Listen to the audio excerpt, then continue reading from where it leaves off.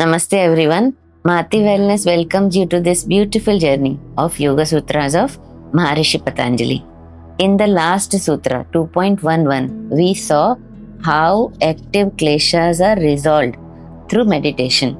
Now, Maharishi Patanjali moves forward to Sutra 2.12 and answers a deeper question. Why must the kleshas be addressed at the root at all? Because they do not end with one experience or with one lifetime. They carry forward. The sutra is Klesha Mool Karmashayo Drisht Adrisht Janma Vedaniya. Translation is Karmashay, the reservoir of karmic impressions, has the kleshas at its root and it gives rise to experiences in the present life and in the future lives. Let us understand word by word meaning of the sutra. The first set of word is Klesha Moola, meaning having the kleshas as its root. The next set is Karmashay, the storehouse of karmic impressions. The next word is Drishta, experienced in this life. Next is Adrishta, experienced in future or unseen lives. Janma is birth, Vedaniya, to be experienced or to bear fruit. Now understand this sutra a little further. In this sutra 2.12, Maharishi Patanjali introduces Karmashay, the subtle accumulation of karmic impressions.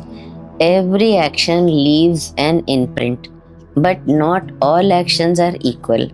Actions performed under the influence of avidya, ignorance, asmita, ego, rag, attachment, dvesh, aversion, and abhinivesh, fear, become seeded with kleshas.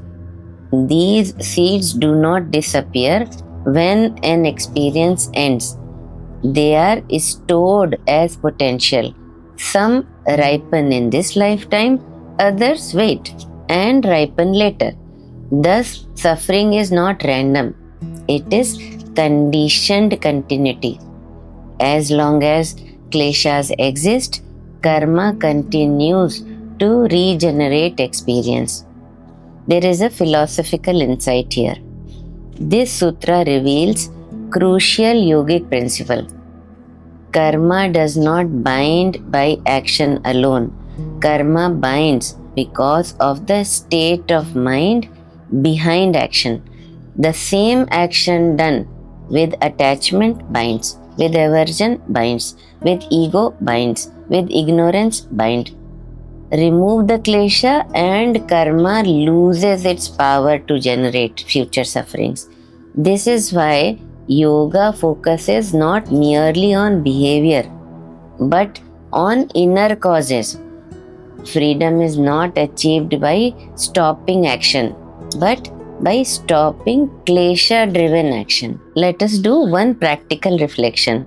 Observe carefully. Which actions feel heavy afterwards? Or which choices repeat patterns of pleasure and pain? Observe where do reactions, not awareness, lead your decisions.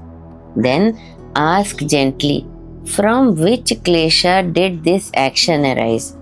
This inquiry loosens karmic accumulations. When action is free from clinging and resistance, it leaves no binding residue. So, the essence of Sutra 2.12, it teaches us kleshas are not just sources of suffering. They are engines of continuity. As long as the root remains, the cycle continues. But when the root is dissolved, karma exhausts itself naturally. With this Sutra 2.12, Maharishi Patanjali prepares us to understand how karma actually bears the fruit and how yoga brings that process to an end. Thank you for staying present with this depth. Namaste.